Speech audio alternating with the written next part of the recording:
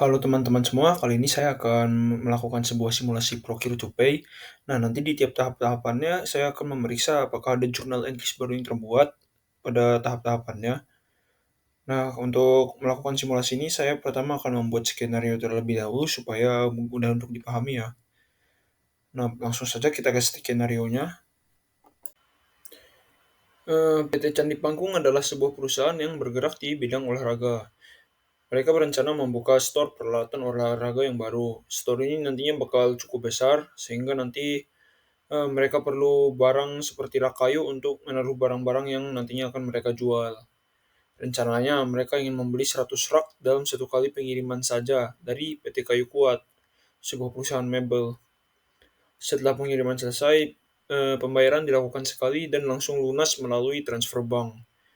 Kemudian perlu ada beberapa persiapan, teman-teman, sebelum kita memulai prosesnya. Persiapannya sebagai berikut. Pertama, modul yang dibutuhkan itu ada modul purchase, inventory, dan accounting. Masing-masing nanti ada staff yang bertanggung jawab untuk setiap modulnya.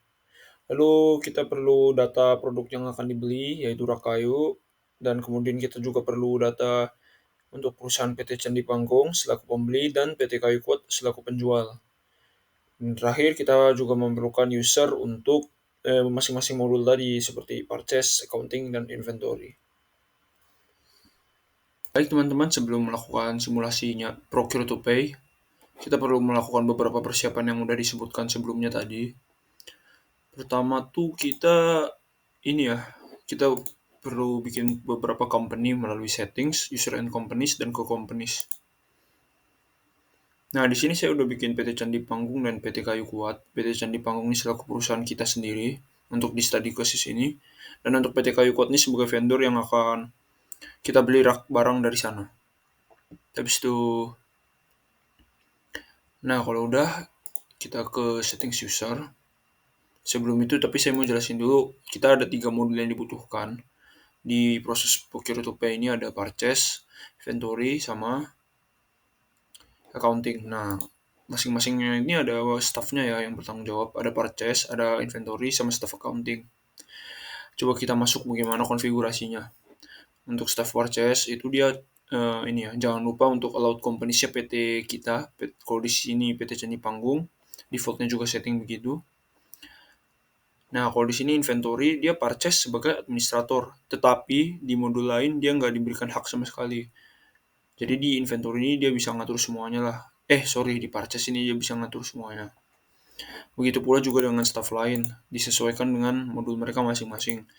Misalnya di staff inventory, ini inventory-nya di modul inventory sebagai administrator, jangan lupa juga allowed companies dan default company-nya PT kita. Begitu pula juga sama dengan staff accounting-nya. Nah, kalau accounting ini dia namanya agak beda, advisor, tapi pada intinya dia bisa setting semua yang ada di accounting. Yang lainnya kosongin kayak biasa. Nah, setelah itu ada yang perlu kita setting ya. Ini di administrator nih, kita perlu setting di akun admin yang kita pakai nih. Nah, ini ada stock accounting automatic, ini kalian harus centang karena ini artinya gimana ya?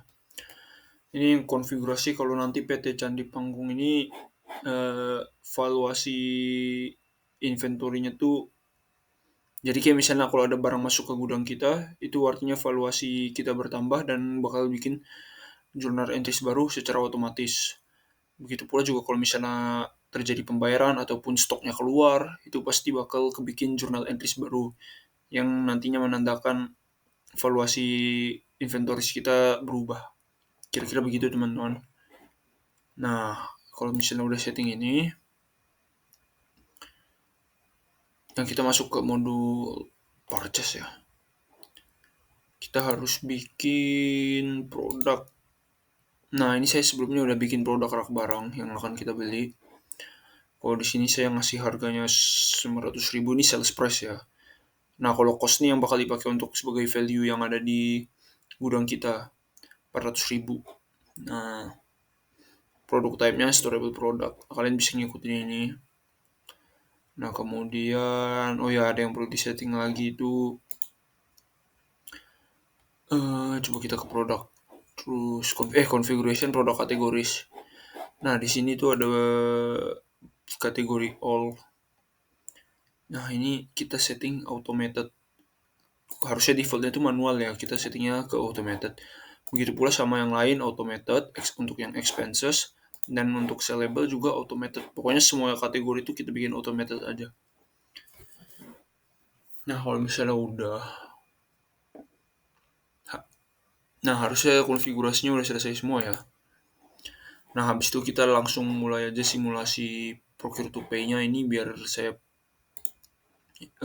langsung gampang pindah-pindahnya. Saya bakal login dulu di browser Edge ini sebagai staff accounting.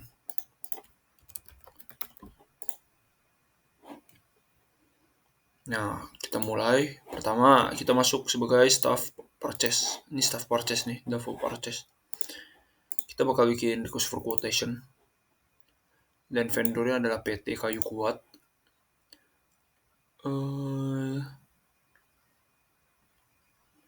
Habis itu kita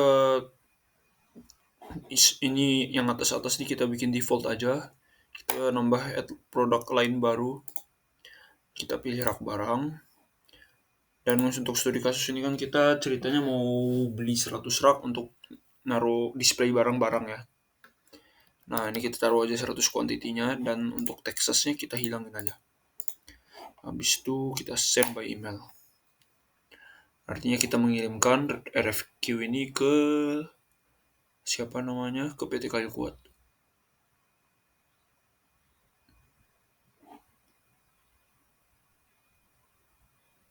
Nah, ini kita send defaultnya gini aja. Nah, di sini RFQ-nya udah berubah statusnya menjadi send atau terkirim. Nah, kalau misalnya udah, kita asumsikan misalnya udah terjadi deal kesepakatan antara PT Candi Panggung dengan PT Kayu Kuat bahwa kita akan membeli 100 rak barang dengan harga segini. Jadi artinya kita confirm order aja kalau udah gitu. Nah, sekarang RFQ udah berubah menjadi purchase order. Kemudian saya mau ngecek apakah ada journal entries terbaru yang kebikin pas kita bikin PO ini. Kita masuk sebagai staff accounting dan masuk ke modul accounting, dan kita cek journal entries melalui navbar ini. Nah, ternyata belum ada teman-teman yang kebikin. Ini tuh dari transaksi sebelum-sebelumnya ya. Jadi belum ada journal entries yang kebikin. Oke, kalau gitu lanjut ke tadi. Nah, ini kalau udah kebikin purchase order, artinya kita harus masuk sebagai staff inventory untuk ngurusin pemasukan barangnya. Kita login sebagai staff inventory dan masuk ke modul inventory. Nah, di sini terlihat nih ada receipt nih, ada one to process, artinya ada satu task yang perlu kita selesain. Kita klik, dan di sini kita coba cek. Nah, ini kuantitinya dibikin 100 sesuai sama demand-nya. Artinya apa? Dalam sekali pengiriman 100 rak barangnya bakal masuk ke gudang kita. Dan kita validate aja. Dan statusnya udah berubah menjadi done. Nah, kalau udah kayak gini nih, kita bakal cek nih apakah ada journal entries baru. Kita ceknya sebagai staff accounting ya teman-teman. Kita refresh. Ternyata kebikin yang baru. Ini ada PT Kayu Kuat nih. Kita cek. Nah, untuk di account interim stock itu ada kredit 40 juta, dan untuk yang order inventory ada pemasukan atau debit sebesar 40 juta. Nah,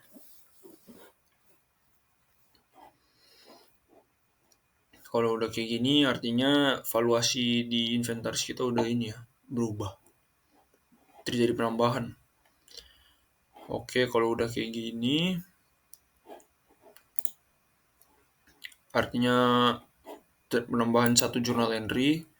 Selanjutnya kita coba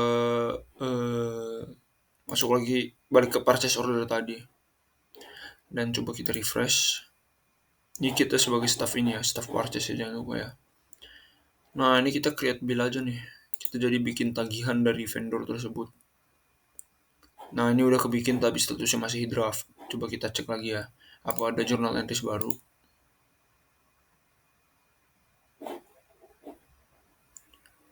kelihatannya belum ada jurnal entries baru. Dan kita coba, karena ini udah kebikin bill, tadi kan ini udah kebikin bill, kita masuk lagi sebagai staff accounting ini, dan kita masuk ke vendor bills. Nah, ini ada yang masih draft, ini yang baru kita bikin barusan pakai staff purchase. Kita klik. Nah, ini coba kita confirm biar statusnya. Oh sorry, sebelumnya kita harus isi bill date-nya, kita isi aja hari ini. Nah, terus kita confirm supaya statusnya berubah jadi post. Nah, pas udah post, coba kita cek lagi apa jurnal entries-nya udah kebikin. Nah, ini kebikin ya jurnal entries baru. Kita cek.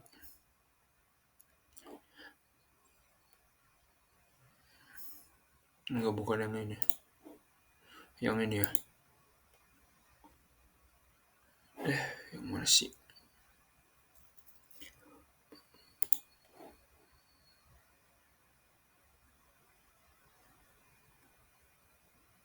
Sorry yang ini ya. Ini.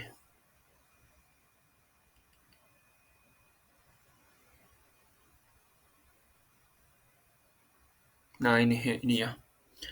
Ini journal entry baru yang kebikin. Ini ada interim stock debit 40 juta dan trade receivable credit 40 juta. Artinya kebikin pas kita ngepost apa namanya tuh? Ngepost ininya vendor bill-nya. Nah, setelah itu kita coba register payment aja langsung. Dan kita masuk dulu ke vendor bill tadi. Nah, ini. Kita register coba. Ini by default aja ya, harusnya defaultnya itu jurnalnya bank, payment method manual, dan payment date-nya sekarang.